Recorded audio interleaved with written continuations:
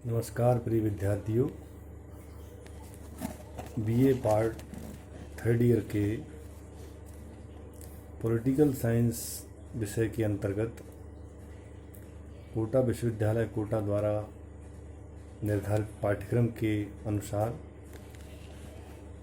हमने पिछले व्याख्यानों में प्रमुख पाश्चात्य राजनीतिक विचारकों की श्रृंखला में अध्ययन किया, जिसमें हमने प्लेटो, अरस्तू से लेकर के जे.एस. मिल तक अध्यापन किया। उसी क्रम में दो पाश्चात्य विचारक अभी अवशेष हैं। इसमें आज हम जॉर्ज विल्हेम फ्रेडरिक हीगल के द्वारा दिए गए जो सैद्धांतिक परिचय और उनके द्वारा जो लेखन किया गया है या उनके द्वारा रची गई जो पुस्तकें हैं उनके बारे में हम अध्यापन करेंगे। फ्रेडरिक हीगल अपने आप में बहुत ही बुद्धिजीवी विचारक माने जाते हैं, जिन्होंने स्वयं लिखा है,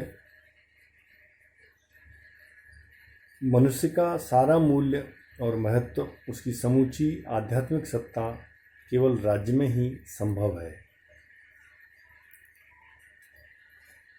हीगल मानते हैं कि जो आइडियल सिस्टम है या आदर्शवादी जो विचारधारा है वो मनुष्य के लिए सर्वाधिक जीवन में काम आने वाला विचार है, या आदर्शवाद के ही माध्यम से वे यह बताना चाहते हैं कि जीवन को एक सुगम, एक अच्छे रास्ते पर ले जाने के लिए हमें किस तरह से अपने विचारों को आदर्श तथ्यों के आधार पर आगे बढ़ाना है।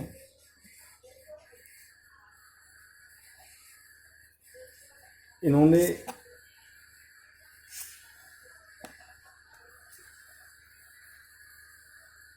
आदर्शवादी विचार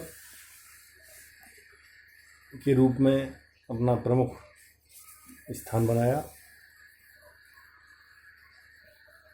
डॉक्टर आशीर्वादम इनके बारे में लिखते हैं, चाहे उसका नाम कुछ भी रहा हो, आदर्शवादी परंपरा का इतिहास कहीं कहीं खंडित होते हुए भी बहुत लंबा है। यूनानी विचारक प्लेटो को सभी आदर्शवादियों का जनक माना जा सकता है। प्लेटो राज्य को सबसे श्रेष्ठ नैतिक संस्था मानते थे और उसके अनुसार व्यक्ति का पूर्ण विकास राज्य में ही संभव है। प्लेटो के बाद अरस्तू ने भी इसी सिद्धांत का प्रतिपादन किया। रोमन काल में भी आदर्शवादी जो चिंतन है वो इतना ज़्यादा जुड़ा हुआ नहीं था। 17वीं सदी के पुनर्जागरण के काल में पुनः आदर्शवाद दिखाई देता है।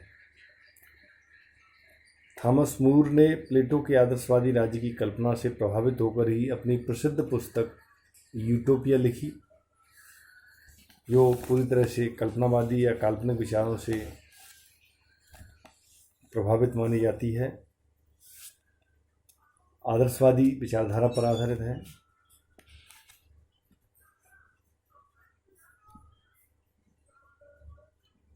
राजनीतिक विचारधारा के आधारभूत तत्व यूनानी राजदर्शन से लिए गए हैं। रूसो के अनुसार जर्मनी तो आदर्शवाद का केंद्र बन गया। जर्मनी के आदर्शवादी विचारकों में कांट, फिक्टे, हीगल के नाम प्रमुख रूप से लिए जाते हैं। हीगल राज्य को एक अलग तरीके से परिभाषित करते हैं कि राज्य पृथ्वी पर ईश्वर की अवतारणा है या परमेश्वर की अवतारणा है। यह पृथ्वी पर विद्यमान एक दैवीय विचार है। मूल रूप से आध्यात्मिक सत्ता में उनका प्रमुख विश्वास था और इसके आधार पर ही वह आदर्शवाद को स्थापित करके और एक ऐसे राज्य की कल्पना करते हैं जो अपने आप में आदर्शवादी हो, लेकिन उसके साथ आध्यात्मिकता को भी अपना आधार बनाते हैं।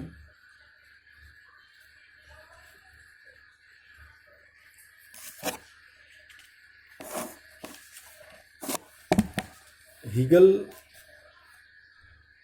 जब विद्यार्थी थे तभी फ्रांस में राज्य क्रांति हुई और उसमें भी बहुत प्रभावित हुआ।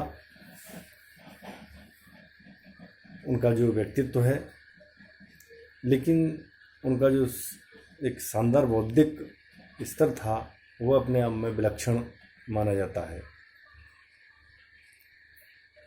रूस के बारे में उन्होंने काफ़ी अध्ययन किया, रूसों के बारे में। 1793 में स्नातक की उपाधि प्राप्त करने के बाद उन्होंने विभिन्न शैक्षणिक पदों पर कार्य किया। न्यूरेमबर्ग के एक स्कूल में प्रधानाध्यापक के पद पर भी रहे। उन्होंने अपने ग्रंथ साइंस ऑफ लॉजिक को भी उसी समय पूरा किया।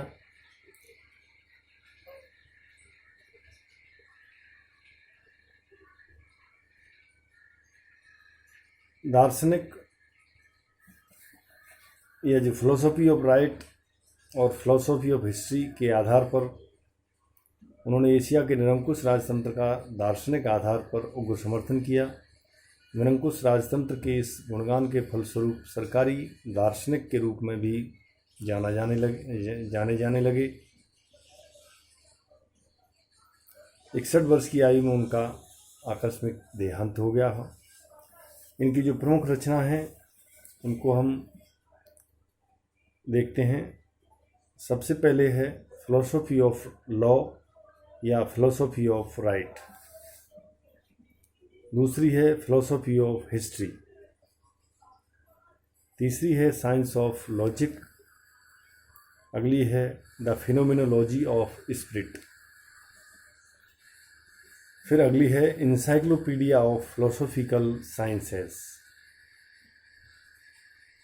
अंतिम है कॉन्स्टिट्यूशन ऑफ जर्मनी, जर्मनी का संविधान। वेपर ने लिखा है, हीगल जितना महत्वपूर्ण दार्शनिक है, दुर्भाग्यवश उसे समझना उतना ही अधिक कठिन है।